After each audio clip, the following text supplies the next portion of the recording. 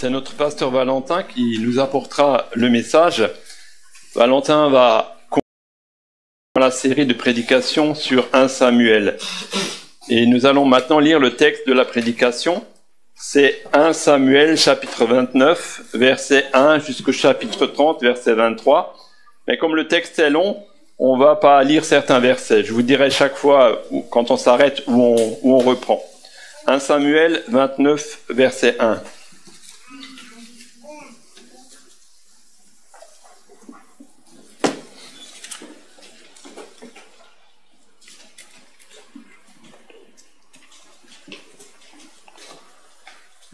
Les Philistins rassemblèrent leurs troupes à Aphek, et Israël campa près de la source de Jizréel.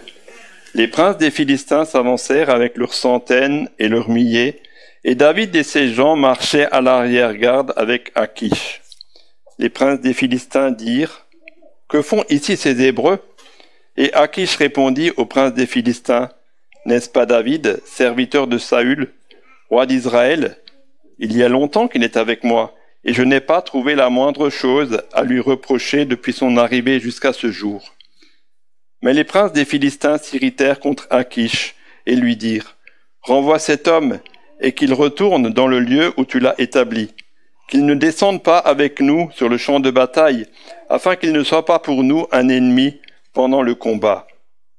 Et comment cet homme rentrerait-il en grâce auprès de son maître, si ce n'est au moyen des têtes de nos gens ? N'est-ce pas ce David, pour qui l'on chantait en dansant : Saül a frappé ses 1000 et David ses 10 000 ? Alors nous passons au verset 11 du même chapitre. David et ses gens se levèrent de bonne heure pour partir dès le matin et retourner dans le pays des Philistins. Et les Philistins montèrent à Jizréel. Lorsque David arriva le 3e jour à Tsiklag avec ses gens, les Amalécites avaient fait une invasion dans le pays dans le Midi et à Tsiklag.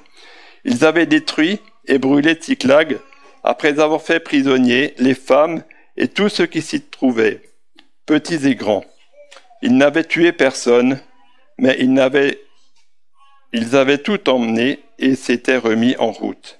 David et ses gens arrivèrent à la ville, et voici elle était brûlée, et leurs femmes, leurs fils et leurs filles étaient emmenés captifs. Alors David et le peuple qui était avec lui élevèrent la voix et pleurèrent jusqu'à ce qu'ils n'aient plus la force de pleurer. Les 2 femmes de David avaient été emmenées, Achinoam de Jizréel et Abigaïl de Carmel, femme de Nabal. David fut dans une grande angoisse, car le peuple parlait de le lapider, parce que tous avaient de l'amertume dans l'âme, chacun à cause de ses fils et de ses filles. Mais David reprit courage en s'appuyant sur l'Éternel, son Dieu. Il dit au sacrificateur Abiatar, fils d'Achimélec : « Apporte-moi donc l'éphod. » Abiatar apporta l'éphod à David, et David consulta l'Éternel en disant : « Poursuivrai-je cette troupe ? L'atteindrai-je ? » L'Éternel lui répondit : « Poursuis, car tu atteindras et tu délivreras. » David se mit en marche, lui et les 600 hommes qui étaient avec lui. Ils arrivèrent au torrent de Besor, où s'arrêtèrent ceux qui restaient en arrière. David continua la poursuite avec 400 hommes. 200 hommes s'étaient arrêtés trop fatigués pour passer le torrent de Besor. Ils trouvèrent dans les champs un homme égyptien, qu'ils conduisirent auprès de David. Ils lui firent manger du pain et boire de l'eau, et lui donnèrent un morceau d'une masse de figues sèches et de 2 masses de raisins secs. Après qu'il eut mangé, les forces lui revinrent, et il n'avait point pris de nourriture, car il n'avait point pris de nourriture et point bu d'eau depuis 3 jours et 3 nuits. David lui dit : « À qui es-tu ? Et d'où es-tu ? » Il répondit : « Je suis un garçon égyptien, au service d'un homme amalécite, et voilà 3 jours que mon maître m'a abandonné parce que j'étais malade.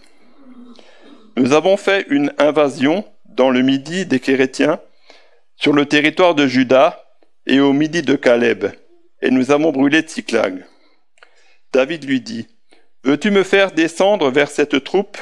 Et il répondit, « Jure-moi, par le nom de Dieu, que tu ne me tueras pas et que tu ne me livreras pas à mon maître, et je te ferai descendre vers cette troupe. » Nous passons au verset 18. David sauva tout ce que les Amalécites avaient pris, et il délivra aussi ses 2 femmes. Il ne leur manqua personne, ni petit ni grand, ni fils ni fille, ni aucune chose du butin, ni rien de ce qu'on leur avait enlevé. David ramena tout. Et David prit tout le menu et le gros bétail. Et ceux qui conduisaient ce troupeau et marchaient à sa tête disaient, « C'est ici le butin de David. » David arriva près des 200 hommes qui avaient été trop fatigués pour le suivre et qu'on avait laissés au torrent de Besor. Ils s'avancèrent à la rencontre de David et du peuple qui était avec lui. David s'approcha d'eux et leur demanda comment ils se portaient. Tous les hommes méchants et vils, parmi les gens qui étaient allés avec David, prirent la parole et dirent, « Puisqu'ils ne sont pas venus avec nous, nous ne leur donnerons rien du butin que nous avons sauvé, sinon à chacun sa femme et ses enfants, qu'ils les emmènent et s'en aillent. » Mais David dit, « N'agissez pas ainsi, mes frères, au sujet de ce que l'Éternel nous a donné, car il nous a gardés et il a livré entre nos mains la troupe qui était venue contre nous. » Jusqu'ici, notre lecture dans la parole inspirée de Dieu. Prions encore avant la prédication.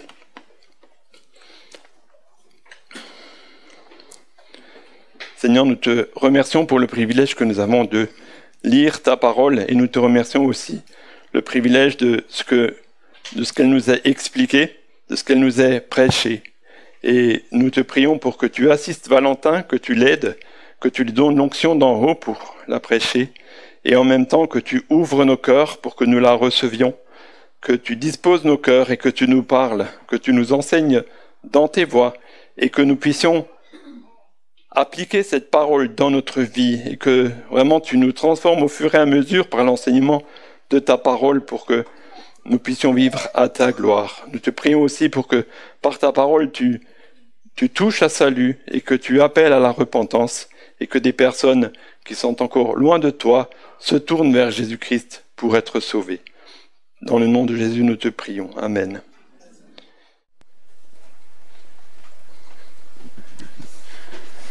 Bonjour à tous. Je vous invite à garder ce texte à Samuel ouvert au chapitre 29.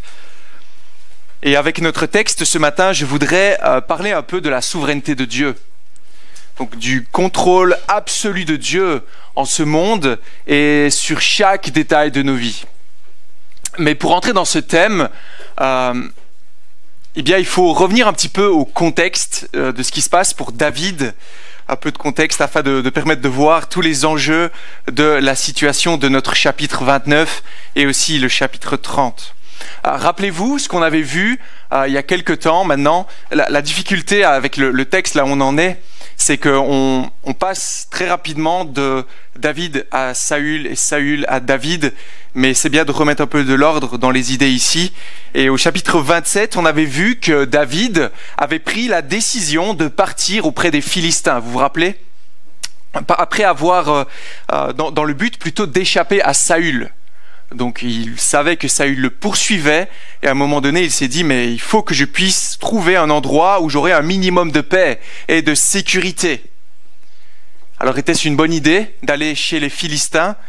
On avait dit que c'était pour le moins étrange car les Philistins c'était qui ? C'était les ennemis du peuple de Dieu, les ennemis de Dieu, les ennemis même de David lui-même. Alors David a-t-il bien fait de prendre cette décision ? Laissez-moi vous poser une question. Comment jugez-vous que vous avez pris une bonne décision dans les grandes décisions de la vie ? Enfin, je vais en citer quelques-unes, vous allez peut-être vous dire, c'est pas les grandes décisions de la vie, ça, mais... Comment jugez-vous que vous avez pris la bonne décision ? Qu'est-ce qui vous amène à un moment donné à vous dire « Ah, ça c'était un bon choix ». Comment jugez-vous que vous avez acheté la bonne voiture ? Les sensibilités.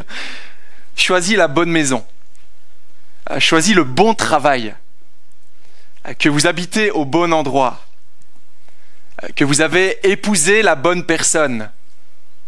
Comment avez-vous cette réflexion? Comment arrivez-vous à une conclusion à un moment donné à propos de ça?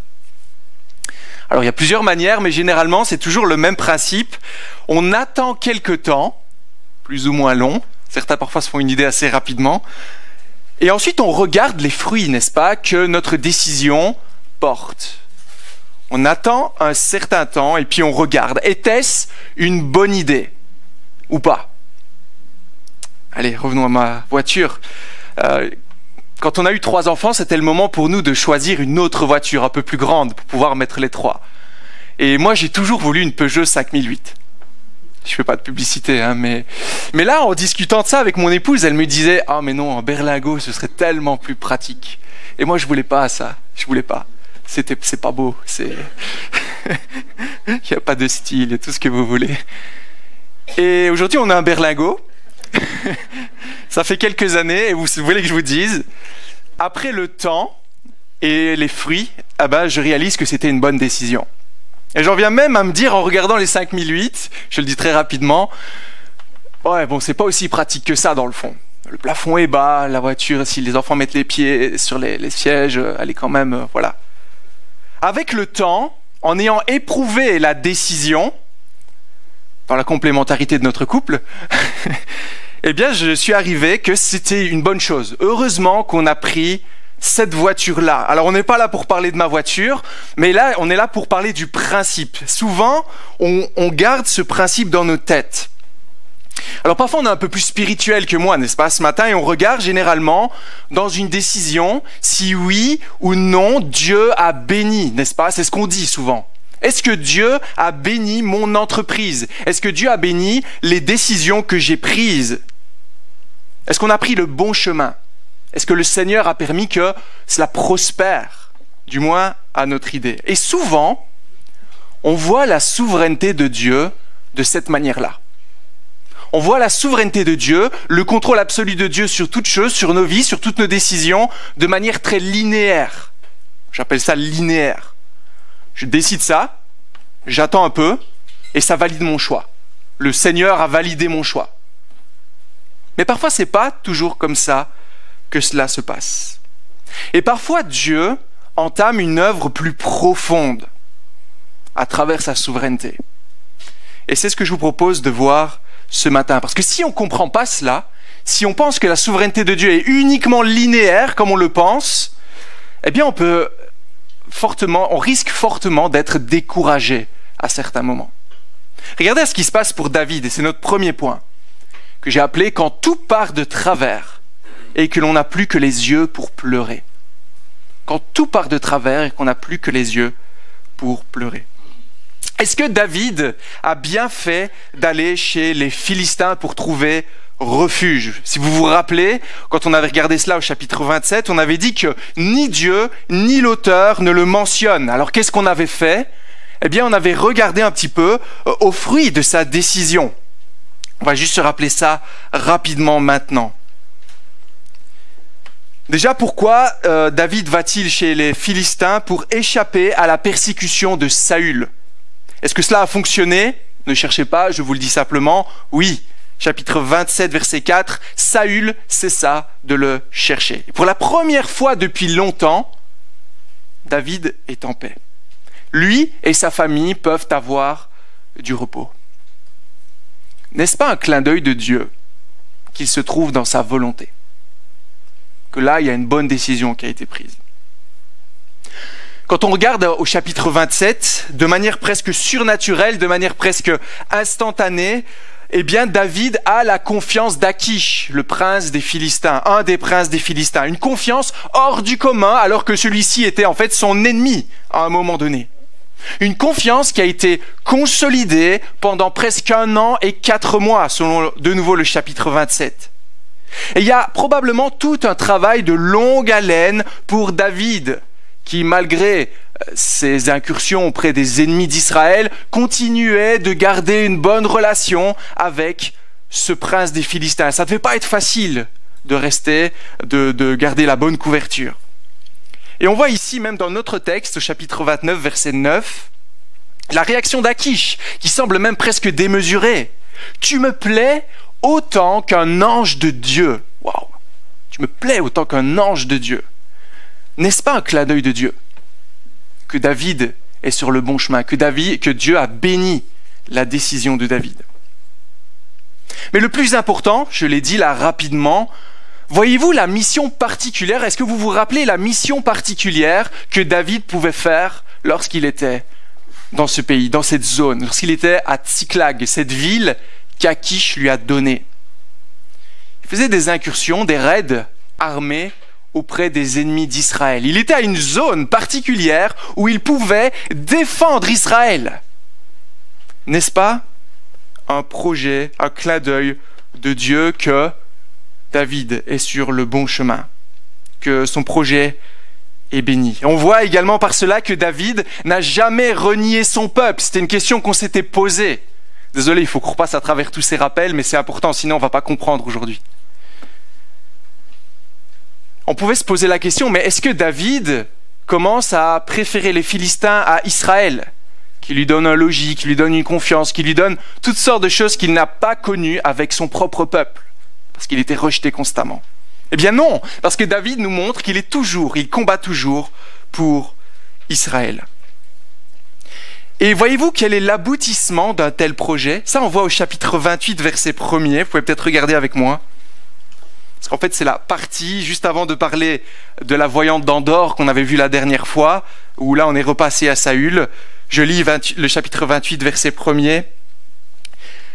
Donc, David est donc, durant tout ce temps, durant presque 1 an et 4 mois auprès des Philistins. Et à cette époque-là, les Philistins rassemblèrent leurs troupes, formèrent une armée pour aller faire la guerre à Israël. À qui je dis à David, tu dois savoir que vous ferez cette campagne avec moi, toi et tes hommes. Est-ce que vous voyez ce qu'il y a à la portée de David, là, tout d'un coup, si vous m'avez suivi?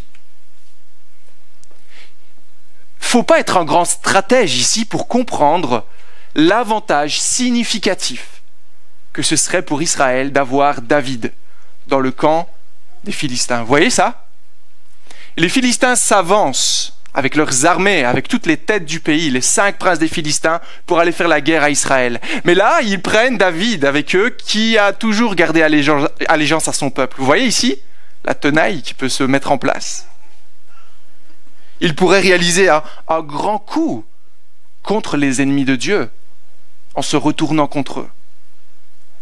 Et vous voyez, avec toutes ces données mises bout à bout, on pourrait très facilement interpréter la volonté de Dieu, croyez-vous pas? C'est un peu ce qu'on est en train de faire ici. On pourrait très facilement se dire, David pourrait très facilement se dire, voici donc la raison à tout ceci. Voici donc la raison de mes souffrances avec Saül, cette année passée, avec Achish, qui n'était sans doute pas de tout repos. Cette relation surnaturelle, le fait que je sois à Tsiklag, le fait qu'il me voie comme un ange de l'Éternel, tous ces compromis, même ces mensonges, peut-être que c'était pour m'amener au final à pouvoir vaincre les Philistins et peut-être avoir la paix pour mon peuple. Et pourtant, maintenant que tout semble parfaitement aligné, pourtant maintenant que David a une place en or pour combattre définitivement les Philistins, que tous les feux sont ouverts, que se passe-t-il? Tout s'arrête, sans raison apparente. Chapitre 29, verset 3, verset 4, verset 5, verset 6, verset 7, verset 9. Il faut qu'il parte, il faut qu'il parte, il faut qu'il parte. Il n'a rien à faire parmi nous. Tout s'arrête pour David, comme si tout ce qui s'était passé jusqu'à présent n'avait servi à rien. Tout part de travers pour David. Pourquoi? On le voit à travers ces versets. Les autres princes ne veulent pas de David. Il est ennemi, l'ennemi numéro 1, et il le reste. Et il y a une logique implacable ici dans ce texte, que Achish ne semble pas saisir. C'est le verset 5. Vous vous rappelez de cette phrase? Saül a tué ses milliers, mais David ses dizaines de milliers. C'est qui ces dizaines de milliers, vous vous rappelez? C'est les Philistins qu'il a combattus encore et encore avec l'aide de Dieu. Donc dit très simplement, c'est comme si les 4 autres rois des Philistins se tournaient vers Akish et lui disaient « Mais nous ne savons pas à quoi tu joues, Akish, mais David reste notre ennemi numéro 1. On ne joue pas avec le feu. Qu'il s'en aille tout de suite, qu'il retourne en arrière. Il ne peut pas rester. » Et on ressent pratiquement la déception dans les paroles de David ici. Au verset 8. Je vais peut-être lire le verset 8. David dit à Akish, « Mais qu'ai-je fait? Qu'ai-je fait? Qu'as-tu trouvé chez moi, ton serviteur, depuis que je suis avec toi jusqu'à aujourd'hui, pour que je ne puisse pas aller combattre? Vous sentez l'angoisse? S'il te plaît, laisse-moi combattre avec toi. » S'il n'était pas au clair par rapport à son allégeance, il irait certainement pas affronter son propre peuple. Et il dirait, « Ok, bon, c'est votre décision, les amis, je vais me retirer, merci Seigneur. Moi, je n'ai pas à aller combattre mes propres frères. » Non. Il veut y aller. Il veut se battre. Verset 8. « Depuis que je suis avec toi jusqu'à aujourd'hui, pour que je ne puisse pas aller combattre avec les ennemis de mon Seigneur le roi. » Les ennemis de mon Seigneur le roi. Et même dans son langage, en fait, à David, bon, je ne vais pas aller trop dans les détails, mais c'est très ambigu. On ne sait pas de quoi il parle, David. Pourquoi je ne peux pas combattre avec Adonai Hamelech? C'est qui Adonai? Il est de quel côté, Adonai? Moi, je suggère probablement pas du côté d'Akish, n'est-ce pas? Non, David doit repartir. Tout s'arrête ici. Premier coup dur pour lui. Pourquoi tout ceci? Pourquoi avoir mis tout ce projet en place pour que, je ne sais pas si je peux dire ça, mais moi je le dis comme ça, que ça se termine en nœud de boudin. Que ça termine sans aucune raison. Mais que s'est-il passé ensuite? Car tout ne s'arrête pas là. Regardez le chapitre 30, versets 1 et 2. 2 jours plus tard, lorsque David arriva à Tsiklag, lorsqu'il retourne auprès de cette terre qui lui a été donnée, avec ses hommes, les Amalécites avaient lancé une attaque dans le Negev à Tsiklag.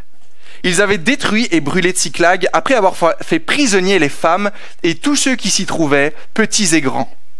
Ils n'avaient tué personne, mais ils avaient tout emmené et ils s'étaient remis en route. Vous voyez ce qui se passe? David repart dans sa région, et les Amalécites en avaient profité en fait en voyant que tous les hommes armés sont partis à la guerre pour faire une incursion et pour prendre tout ce qui était le plus cher pour eux. Toute la raison pour laquelle ils étaient même arrivés au pays des Philistins, vous vous rappelez, protéger leurs familles, protéger leurs enfants, protéger leurs femmes. Et là on s'enfonce encore plus. On le voit des versets 4 à verset 6, au verset 6. Il y a un désespoir qui apparaît pour David et ses hommes. Ce désespoir est bien marqué et même accentué par le rejet même des propres hommes de David maintenant. Vous voyez ce qu'ils font, les propres hommes de David? Qu'est-ce qu'ils veulent faire? Ils veulent lapider David. Ils veulent le lapider. Ils veulent le mettre à mort. Voyez-vous ce qu'ils sont en train de dire? C'est ta faute, David. Si tout ça nous arrive, c'est ta faute. Tu as pris une mauvaise décision. Tu étais celui qui nous conduisait, on te faisait confiance, et là, tout part de travers. Tout semblait si bien fonctionner, on l'avait vu, on l'a rappelé juste il y a un instant. Il y avait le tapis rouge pour David, il allait chez ses ennemis, il était accueilli par lui, il allait au front pour combattre. Et là, la situation est à un niveau de désespérant très élevé. Quelle est la pensée qui pourrait traverser l'esprit de David à ce moment-là? Il ne faut pas chercher bien loin, les amis. On pourrait se dire, mais il est où ce Dieu souverain? A-t-il réellement orchestré tout ça? Est-ce que son but, c'est simplement de me faire souffrir? Il y a une raison à rien du tout dans ce texte. Toute cette souffrance pour rien. Tous ces projets pour rien.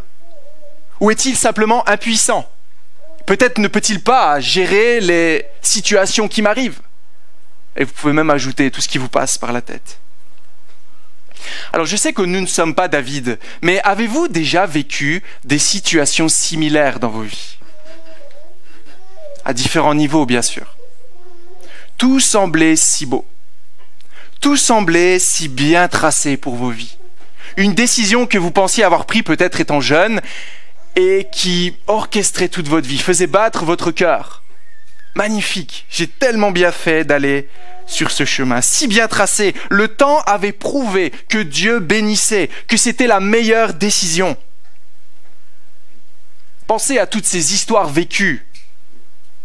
Elle était si belle, il était si beau, on s'entendait si bien, on formait une belle famille. Et maintenant, c'est juste l'enfer à la maison. Juste l'enfer, on ne s'entend plus, on ne peut plus se parler sans méchanceté. Ou cette personne qui servait le Seigneur avec joie toutes ces années, tellement utile dans l'église, et tout d'un coup, sans aucune raison, une maladie vient, et le Seigneur nous l'enlève, et laisse qu'une place vide, alors qu'on aurait tellement besoin, on avait tellement besoin de cette personne. Pensez à cette mère de famille, qui désirait tellement un enfant. Elle tombe enceinte, cette grossesse se passe merveilleusement bien, le bébé se développe dans le ventre de sa maman. Arrivé au 8e mois, le cœur de l'enfant s'arrête de battre. Pensez à ce village, cette maison en place depuis plus de 100 ans, peut-être même plus. Et un matin, une vague passe et engloutit tout. Engloutit tout. Tout est détruit. Il ne reste plus rien. Ou il ne reste plus que l'attitude du verset 4. Pourquoi, Seigneur, pourquoi ? Tout semblait pourtant aller. Tu étais avec moi. Tu ouvrais le chemin. Tu bénissais. Tout se passait bien. Mais aujourd'hui, nous n'avons plus que les yeux pour pleurer. Comme David. Jusqu'à ce qu'on n'ait plus la force de pleurer. N'y a-t-il pas de quoi perdre la foi dans ces moments-là ? Et c'est là qu'il est important de comprendre que la souveraineté de Dieu travaille de manière plus profonde qu'on le pense parfois dans nos vies. Parfois on imagine cela de manière très linéaire, je l'ai dit, mais Dieu c'est pas forcément comme ça qu'il travaille. Dieu il a un autre projet pour nos vies et il sait mieux que personne comment arriver à ce projet. Car il veut nous amener plus loin dans notre relation avec lui, plus loin que nous-mêmes nous l'imaginons. Et ça nous conduit à notre deuxième point que j'ai appelé Ésaïe 50, verset 10. Ésaïe 50, verset 10. Avez-vous déjà été dans un brouillard tellement épais que vous ne pouviez pas voir à 50 cm devant vous? Moi, je me rappelle une année, je me demande si c'était pas quand j'étais en Suisse, mais il y a eu un brouillard absolument incroyable. On voyait plus rien, purée de poids. Et là, il n'y avait plus qu'une seule chose à faire, c'était, si on est en voiture, toutes les voitures devaient s'arrêter parce que c'était vraiment dangereux. Et je me rappelle que je me suis dit à ce moment-là, j'ai eu cette réflexion, imagine si notre monde était continuellement comme cela. Continuellement, dans un brouillard épais. Et je crois que je l'avais même dit à ma fille, imagine si c'était tout le temps comme ça, tout le temps dans, c'est pas les ténèbres, mais tout le temps dans un brouillard épais, dense. Même si on a tout ce qu'il faut pour vivre, pour respirer, même si on peut manger de la nourriture, si on peut survivre, en fait, on ne peut pas faire un pas. Parce qu'on ne sait juste pas quelle direction prendre. On ne sait pas si ce chemin est le bon ou si c'est plutôt par là qu'il faut aller. On est juste perdu. La lumière du soleil brille, mais on n'en voit rien parce qu'on est perdu dans ce brouillard. On est juste immobilisé. La vie semble presque impossible. David, il est dans ce brouillard. Il a tout perdu, tout ce qu'il a construit, la confiance même de ses hommes, la confiance même du côté des Philistins qui commencent à se miner, tout ce projet qui semble ne servir à rien. Mais je vous invite maintenant à regarder à l'enseignement que David nous donne dans ce texte, à voir son attitude. Que fait-il, David, dans ce texte, alors qu'il est dans ce brouillard épais, qu'il ne sait plus par où aller, comment faire, où avancer, que tout semble perdu? Regardez le chapitre 30, verset 4.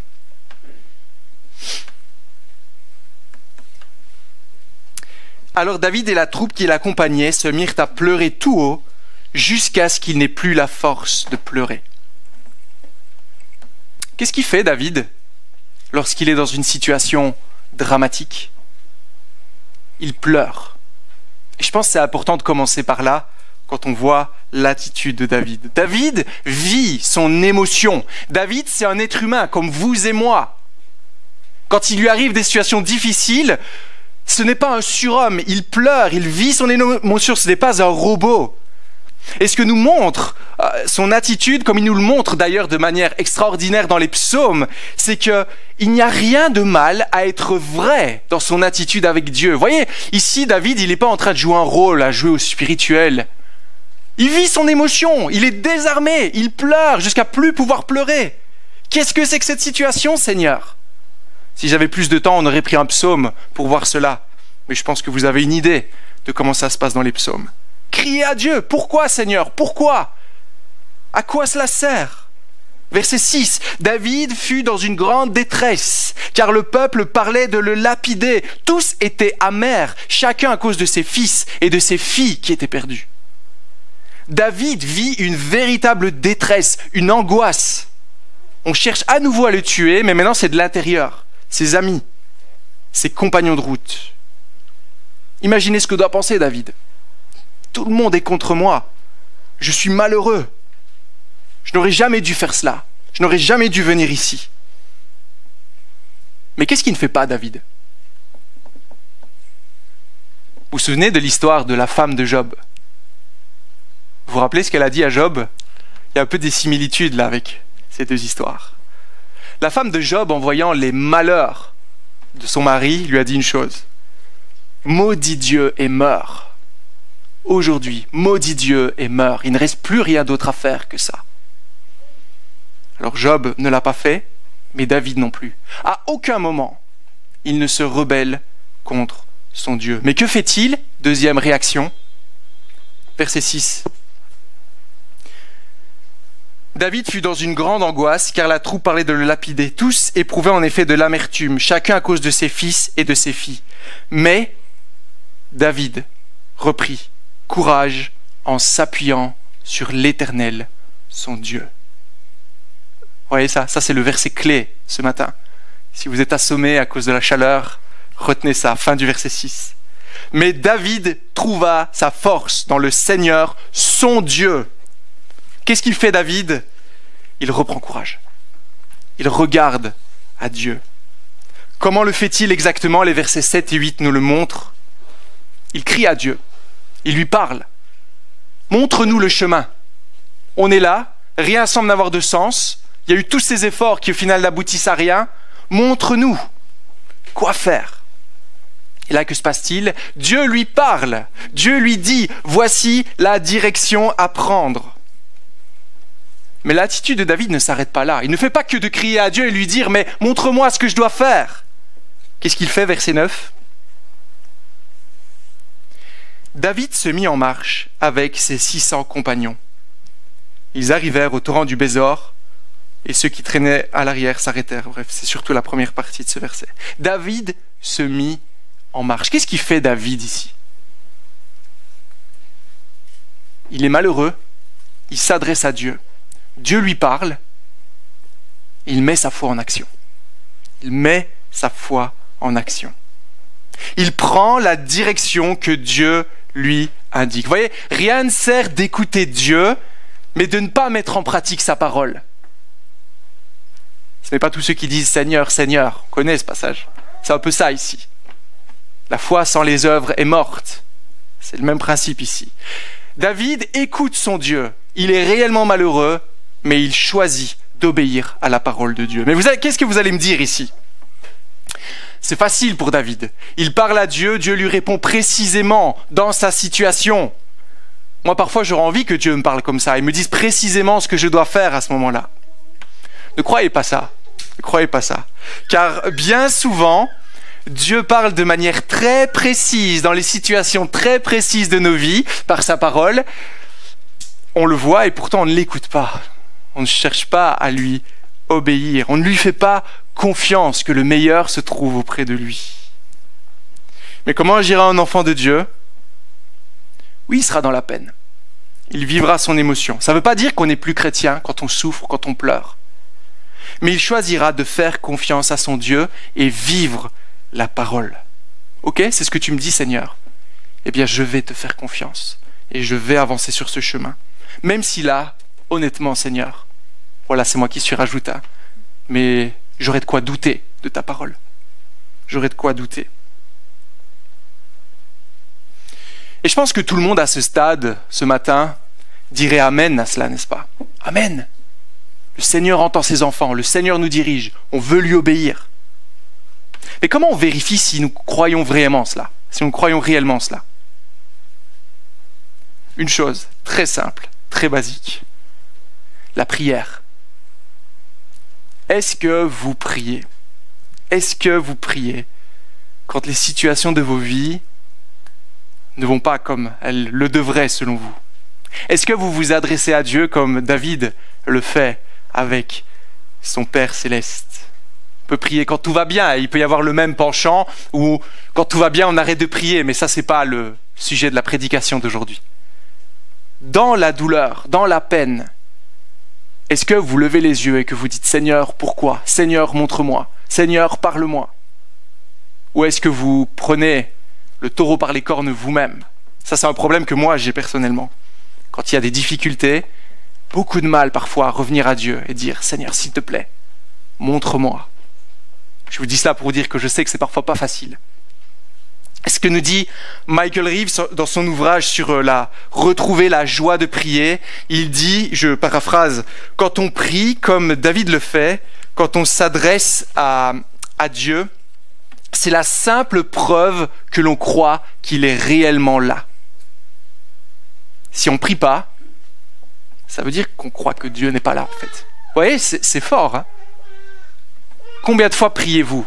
Alors là, je ne parle même pas de quantité, d'heures, de minutes, mais combien de fois vous vous adressez à votre Père Céleste? Si vous ne priez pas, ça veut dire que vous ne croyez pas vraiment qu'il y a quelqu'un au-dessus de vos têtes, quelqu'un qui dirige.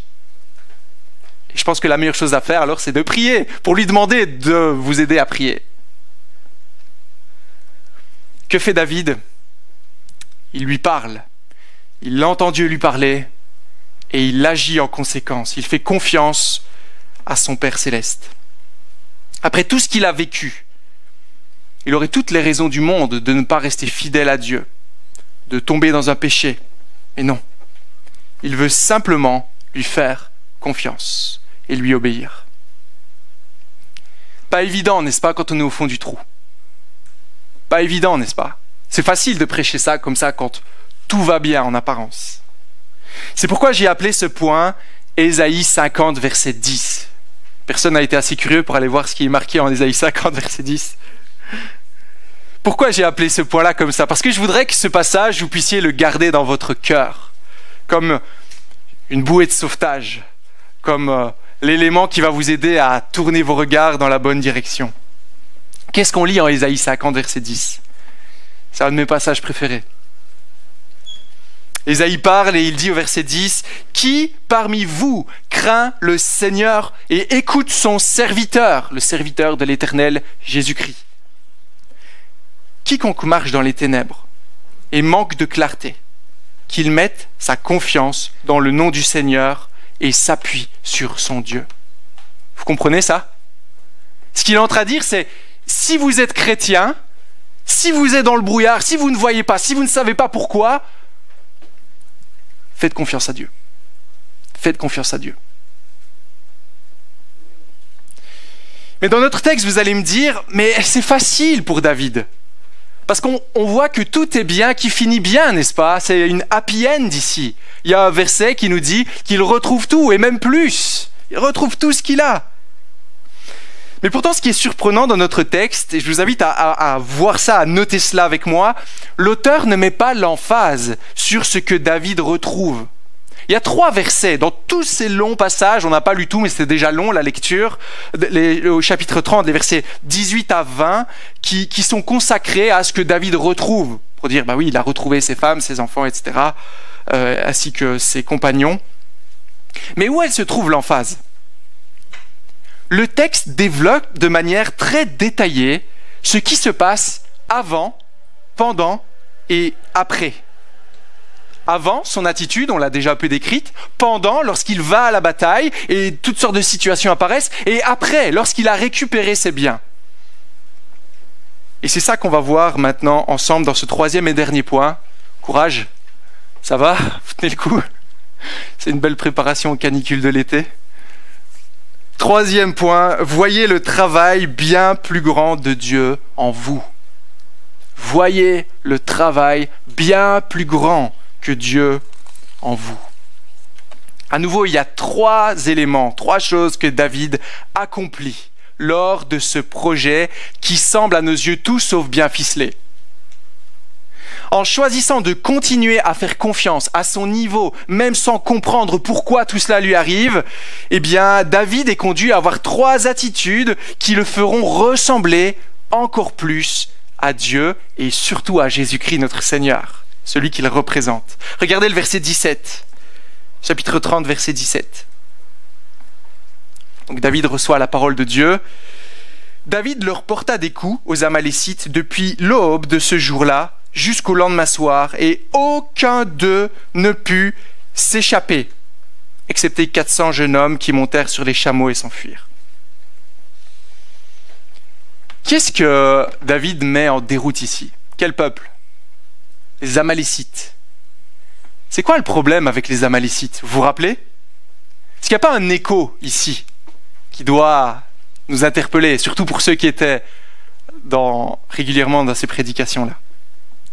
Vous vous rappelez, Samuel 15, ça date un peu, quand Saül a reçu l'ordre de Samuel d'aller détruire les Amalécites. Vous vous rappelez? Et que, alors qu'il les avait mis en défaite, avait gardé le roi Agag, si je ne me trompe pas, il l'avait gardé auprès de lui et lui avait conservé la vie. Avait gardé le petit bétail et le gros bétail pour lui. Vous vous rappelez de cette histoire? Et que ça lui a coûté au final la royauté. C'était un péché. Il devait détruire les Amalécites parce que bien avant Saül, eh bien les Amalécites avaient fait un barrage, avaient barré le passage plutôt au peuple d'Israël qui venait de sortir d'Égypte, qui était encore faible, qui avait besoin d'assistance. Et les Amalécites, ils ont dit non, vous ne passerez pas par chez nous. Et ce que Saül n'avait pas fait, c'était de venger, parce qu'il y avait une prophétie qui avait été faite en Exode 17 à ce moment-là. Prophétie qui devait s'accomplir en 1 Samuel 15. Mais Saül avait désobéi à la parole de l'Éternel. Et ici, même si c'est un peu de notre point de vue, par la force des choses, David, en revenant en arrière, en restant fidèle à Dieu à son petit niveau, est en train d'accomplir toute la parole de Dieu. Et il y a une première leçon ici qu'on voit dans cette attitude que David a, c'est que tout ce qu'il vit, tout ce par quoi il passe, ce n'est pas pour du vent. Ce n'est pas pour du vent. Toutes ces souffrances, même le fait qu'il ait pleuré jusqu'à plus avoir de force, faisait partie du plan souverain de Dieu pour l'amener au final à faire quoi? À réaliser un projet qui le dépassait complètement. Accomplir la prophétie d'Exode 17, qu'il fallait détruire les Amalécites à cause de leur opposition au peuple de Dieu. Et même si ici David n'avait sans doute pas conscience, en restant fidèle à Dieu, il était en train d'accomplir sa parole. Incroyable, n'est-ce pas? De se dire qu'en restant fidèle à notre niveau, on reste dans le projet de Dieu. On fait avancer le projet de Dieu. David, en choisissant de faire confiance à Dieu, dans cette situation compliquée, accomplit une volonté qui le dépasse, qu'il n'aurait jamais eu à l'idée d'accomplir. Donc prenons courage, car l'épreuve n'est jamais inutile dans les mains de Dieu. Jamais inutile. Dieu utilisera toujours, même les plus grandes souffrances de nos vies, pour un projet bien plus grandiose. Amen? Ça, c'est pas évident, n'est-ce pas? On souffre, mais Dieu utilise cela pour nous amener plus loin. Regardez le verset 11, on revient juste un petit peu en arrière maintenant. Deuxième attitude de David.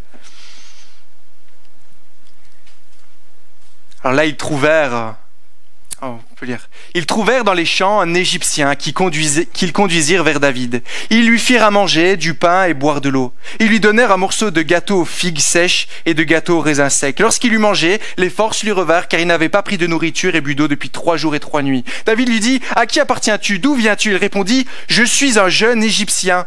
J'ai été au service d'un Amalécite, mais voilà 3 jours que mon maître m'a abandonné parce que j'étais malade. »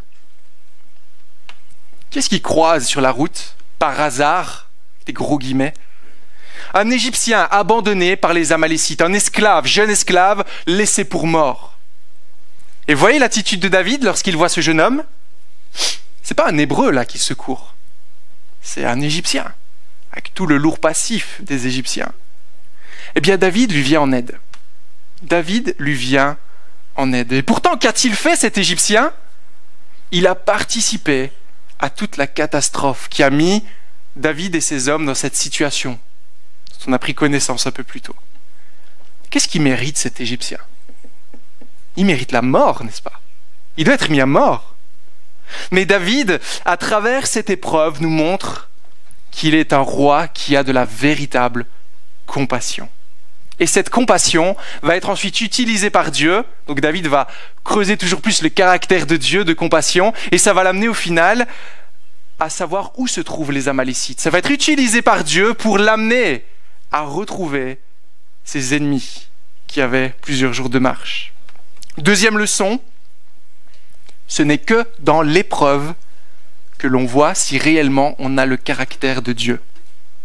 Ce n'est que dans l'épreuve que Dieu peut réellement travailler. Si on produit ce caractère alors qu'on aurait toutes les raisons de ne pas le produire, cette générosité pour David alors qu'il a toutes les raisons de le tuer, c'est surnaturel. Dieu est à l'œuvre dans son cœur. Tu avais toutes les raisons de te mettre en colère, mais tu ne l'as pas fait. Parce que Dieu t'a amené à avoir de la compassion. C'est facile, n'est-ce pas, de dire « j'aime mon prochain quand tout va bien ». Bon, on peut même aller moins loin que ça, hein, mais même aimer son frère ou sa sœur en Christ, quand tout va bien, c'est facile. Mais quand il y a l'épreuve, quand là, je voulais dire notre vraie nature sort, mais c'est pas juste de dire notre vraie nature, parce que c'est plus que nous sommes. Là, ça devient plus compliqué. Là, on voit qu'il y a toujours le péché en nous. Mais là, on a aussi une belle opportunité de revenir à Dieu et de lui dire « change mon cœur, Seigneur, et purifie-moi. » Que je sois comme toi. Vous connaissez ce chant. Troisième attitude, David est un roi généreux qui donne même à ceux qui ne le méritent pas. Voyez-vous ce qui se passe lorsque... Je vais aller vite parce qu'il fait chaud, je vais essayer d'aller un peu plus rapidement. Ce qui se passe lorsque les gens de David vont combattre. Ils reviennent à Tsiklag, 600 hommes, ils pleurent et à un moment donné, ils reçoivent une parole de Dieu et ils vont poursuivre les Amalécites. Mais en cours de route, que se passe-t-il? 200 hommes sont fatigués. Ils disent, écoutez, allez-y sans nous, allez combattre sans nous. Et à 400, ils partent et peuvent retrouver les Amalécites pour les combattre. Ils ont la victoire, ils récupèrent tout le butin, mais lorsqu'ils reviennent et recroisent ces 200 hommes, regardez le verset 22, il y a un langage ici qui est intéressant. Peut-être même une attitude que nous, on aurait. Tous les hommes mauvais qui étaient avec David lui dirent « Il ne faut rien leur donner. Il ne faut rien leur donner. Ils n'ont pas participé avec nous à la bataille. Ils ne méritent pas d'avoir ça. Rends-leur leurs femmes, leurs enfants, mais le reste, c'est pour nous. » Mais quelle est l'attitude de David? Verset 23. « N'agissez pas ainsi, mes frères, au sujet de ce que l'Éternel nous a donné. En effet, il nous a gardés et a livré entre nos mains la troupe qui était venue nous faire du mal. » Voyez ce que David a compris? Peut-être que David avait perdu de vue durant toutes ces années. Tout vient de Dieu. À travers cette épreuve douloureuse, il y a une troisième leçon essentielle que David apprend. C'est pas le butin de David, comme ces hommes le disent. C'est le butin de Dieu. C'est pas la victoire de David. C'est la victoire de Dieu. Et David, lorsqu'il réalise cela, peut-être une nouvelle fois, piqûre de rappel, il a l'attitude qui convient. Il dit, mais moi, je ne peux pas garder ce qui n'est pas à moi. Alors je ferai preuve de générosité. Parfois, on se demande pourquoi telle situation nous arrive, à quoi cela sert. Peut-être que le Seigneur veut vous rappeler que votre avenir, votre sécurité, votre bonheur ne se trouve pas dans vos mains, mais dans les siennes, afin que vous ayez la bonne attitude, une attitude de reconnaissance, et une bonne attitude également envers les autres. Cette épreuve très douloureuse est en train de rendre David toujours plus conforme à la volonté de Dieu et à son projet bien plus grand pour lui. Et parfois dans notre vie chrétienne, on aspire à progresser, n'est-ce pas?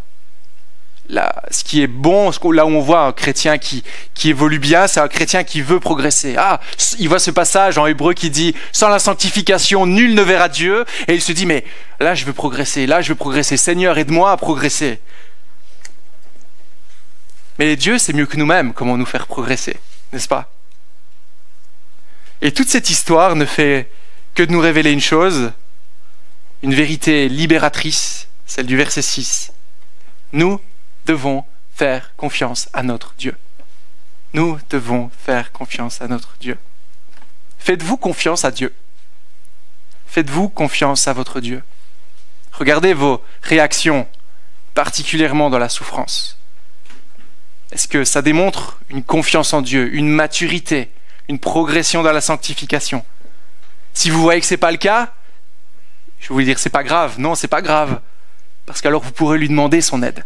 Seigneur, je vois que je ne suis pas encore comme je devrais être. Viens-moi en aide. Faites-vous confiance à Dieu. Vous passez par des moments difficiles au travail, dans votre santé, dans votre couple. Tout semblait aller, tout d'un coup, tout s'écroule. Sachez que si vous êtes chrétien, eh bien Dieu veut très certainement travailler une réalité dans votre cœur. Peut-être faire ressortir ce qui s'y trouve et qui ne correspond pas à sa volonté, à son caractère. Peut-être qu'il veut vous apprendre à lui faire davantage confiance. Et voyez, quand on comprend ça, parce qu'au final c'est très simple le message aujourd'hui, n'est-ce pas? Plutôt que de dire dans l'épreuve, tu vois, j'aurais jamais dû choisir ça. Tu vois, les fruits ne sont pas à la hauteur de ce qu'on espérait. On dira plutôt, Seigneur, qu'est-ce que tu veux m'apprendre? Qu'est-ce que tu veux m'apprendre? Qu'est-ce que tu veux travailler en moi? Montre-moi, car je ne vois pas. Montre-moi par l'Écriture le chemin que je dois prendre. Car ce qu'on voit dans cette histoire, et de nouveau je vais être très rapide, on pourra encore passer 10 minutes là-dessus, mais je ne vais pas le faire. Ce qu'on voit dans cette histoire, c'est que tout est sous le contrôle de Dieu. Vous voyez ça? Au final, heureusement qu'ils ont quitté le front des Philistins. Parce qu'au final, sinon, leurs femmes et leurs enfants, ils seraient loin depuis longtemps, avec toutes les horreurs qu'on peut imaginer à cette époque-là, n'est-ce pas? Que les Amalécites auraient pu leur faire. Non, ils sont rentrés juste à temps pour pouvoir les poursuivre. Heureusement qu'il y avait cet Égyptien sur la route. Sinon, on va où? On cherche comment? Non, il leur a montré. Heureusement que Dieu leur donne la victoire, avec seulement 400 hommes face à cette armée. Dieu est souverain, mais parfois on ne comprend pas pourquoi. Il y a des moments si difficiles dans nos vies. Et peut-être qu'on ne le saura jamais. Ça, c'est parfois quelque chose qui nous brûle. On veut savoir pourquoi. On veut savoir pourquoi. Et parfois, on ne connaît pas tous les chapitres, les amis. Mais on connaît la conclusion de l'histoire, n'est-ce pas? On connaît la conclusion de l'histoire. On sait ce que Dieu nous promet par sa parole. Faisons-lui confiance aujourd'hui. Faisons-lui confiance. N'apprécions-nous pas tous le verset qui dit « À celui qui peut faire infiniment plus que ce que nous demandons ou pensons ». Vous voyez ça? Comment on le comprend bien souvent, ce passage-là? Et je vais revenir à ma voiture encore une petite fois. Ah Seigneur, j'ai tellement besoin d'une voiture. Seigneur, si tu pouvais me donner une voiture. Priez pas comme ça. Mais... Et là, à quoi on s'attend? Ah, celui qui peut faire infiniment plus que tout ce que je pense. Peut-être que je vais avoir une Porsche ou une Ferrari au final. Qui sait? Non, non. Parce que les projets de Dieu sont bien plus profonds que vos projets. Et parfois, Dieu, c'est exactement ce qu'il doit travailler pour aller plus en profondeur. Parfois, je ne sais pas si ça vous est déjà arrivé, mais on se dit « Ah Seigneur, si tu permettais cette épreuve dans ma vie, ah là, je pense que je progresserais. » Non.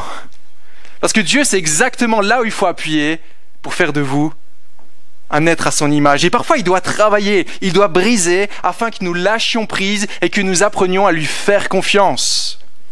Prenez un bloc de marbre. C'est un bloc de marbre. Maintenant, prenez un artiste exceptionnel. Vous voyez ceux qui font de la sculpture. Vous connaissez peut-être cette illustration. Mais comment est-ce qu'il fait pour avoir une belle œuvre? Il prend son marteau et son burin. Mais il tape pas n'importe comment. Il tape aux bons endroits. Pour qu'à la fin, quand on recule, on puisse se dire « Waouh, ça c'est magnifique. Comment tu fais pour que, en dehors de ce bloc, tu fasses une statue aussi merveilleuse ?» Je pense que c'est Raphaël Charrier qui dit que parfois, le marteau et le burin, eh bien c'est Satan et les démons que Dieu utilise pour frapper le péché de nos vies, que Dieu utilise pour frapper, mais précisément de la bonne manière afin de nous rendre extraordinairement magnifiques. Vous comprenez l'image? Donc ça, c'est vraiment, si on garde ça en tête, eh bien ça nous aidera à faire confiance à Dieu. Le Seigneur ne nous laisse pas seuls dans nos épreuves, et même si nous on ne comprend pas, nous savons qu'il est en train de faire une œuvre extraordinaire. Et je vais juste terminer avec une chose qui est importante. Quand vous souffrez, comment trouve-t-on du réconfort? Vous allez me dire auprès de Jésus, mais c'est pas ça que je veux entendre. Je ne vais pas donner d'exemple parce que ça ne sert à rien d'attrister. Et souvent, quand on veut trouver de la consolation, on va vers une personne qui parfois a vécu ce que nous avons vécu. Ah, pourquoi on fait ça? Parce que cette personne peut nous comprendre, n'est-ce pas? C'est ce qu'on fait. Tu as été malade, tu as eu un cancer, cette personne-là, qui mieux que cette personne qui est en rémission pourra t'aider à avancer, etc. Ça peut aller dans plusieurs domaines. Pour le deuil également, les veuves sont comprises par les veuves. Au final, je donne des exemples. Mais n'y a-t-il pas un Seigneur vers lequel on pourrait aller? On voit le Seigneur Jésus et souvent on se dit mais lui il est dans son trône, il est peut-être... je suis en train de m'en mêler les pinceaux, je suis désolé. Donc comment trouver la consolation et la force d'avancer avec Dieu? Il ne s'agit pas d'être bien disposé, il ne s'agit pas de développement personnel, de pensée positive, excusez. Mais souvent, on veut aller vers une personne qui nous comprenne. Et quand on regarde ce texte, c'est ça que je voulais dire, quand on regarde ce texte, n'y a-t-il pas une personne vers qui on voudrait aller? Si vous regardez le chapitre 29, verset 3, n'y a-t-il pas un Seigneur duquel on dit « Je n'ai rien trouvé à lui reprocher ». Vous vous rappelez? Dans les évangiles, une personne dont un dirigeant a dit « Je n'ai rien à lui reprocher ». N'y a-t-il pas une personne, un Seigneur rejeté par le monde? Israël, les Philistins, tous ensemble. Mais n'y a-t-il pas aussi un Seigneur rejeté par les siens, son propre peuple, ses propres compagnons? Les disciples sont partis. Le peuple a dit à mort, crucifie-le. N'y a-t-il pas un Seigneur qui a prié toute la nuit en étant dans l'angoisse jusqu'à presque n'avoir plus de force, comme David? N'y a-t-il pas un Seigneur qui, par obéissance à la volonté de Dieu, a accompli un projet bien plus grand que même ce par quoi il passait durant cette vie? N'y a-t-il pas un Seigneur qui est devenu roi et qui a eu de la compassion envers ses ennemis, qui a été généreux et qui donne même le salut à ceux qui ne le méritent pas? Vous voyez de qui je veux parler du coup. C'est le Seigneur Jésus, n'est-ce pas? Pourquoi ça nous console? Ça devrait nous consoler de savoir ça. Parce que ça prouve que notre Seigneur, il n'était pas en train de regarder du haut du ciel et en train de nous regarder comment est-ce qu'on se débat dans notre épreuve. Non, pas du tout. Il est venu à lui-même jusqu'à nous dans la mêlée. Il a vécu tout ce que nous avons vécu. Il a partagé notre condition. Il a souffert comme nous avons vécu. La lettre aux Hébreux nous le dit. Il a été tenté en toutes choses comme nous l'avons été. Mais lui, il a choisi même de donner sa vie sur une croix horrible pour que nous puissions avoir la fin de l'histoire assurée. J'arrive à la dernière page. Quand nous souffrons, n'est-ce pas vers ce Seigneur-là que nous voulons aller? Ce que nous ne devons jamais oublier, c'est que lui, il nous comprend mieux que quiconque, même notre meilleur ami, notre épouse, votre pasteur. Et si on reconnaît cela, si on voit que le Seigneur, il a souffert autant que nous, mais il a été jusqu'au bout, parce qu'il voulait pouvoir nous promettre qu'un jour nous serons au ciel avec lui. Vous souffrez, mais regarde ce que j'ai accompli pour toi, afin qu'un jour tu sois dans le ciel avec moi. Même si on ne connaît pas tous les chapitres, on connaît la fin de l'histoire. Donc quelle est la logique de tout cela? Comme David, mais plus précis encore. Vous souffrez? Vous êtes malheureux, vous ne comprenez pas pourquoi, vous ne voyez pas le but, vous n'avez plus la force de pleurer. Allez vers ce Seigneur. Allez vers lui. Car lui, il vous comprend. Lui est en train de faire une œuvre en vous. Lui, il est souverain sur vos vies. Lui, il est en train de permettre que tout cela vous arrive. Lui veut vous soutenir par son esprit. Lui veut se rapprocher de vous. Et avec ça en tête, nous serons capables de dire: quelle œuvre, Seigneur, tu es en train d'accomplir en mon cœur? S'il te plaît, viens-moi en aide, parce que j'ai du mal à comprendre le but de tout cela, le but de ton projet. Mais je veux te faire confiance, parce que toi, tu as donné ta vie pour moi. Amen. Je m'arrête là. Merci pour votre patience, votre courage. Et que le Seigneur ajoute à ce qui manque, à sa parole, dans nos cœurs.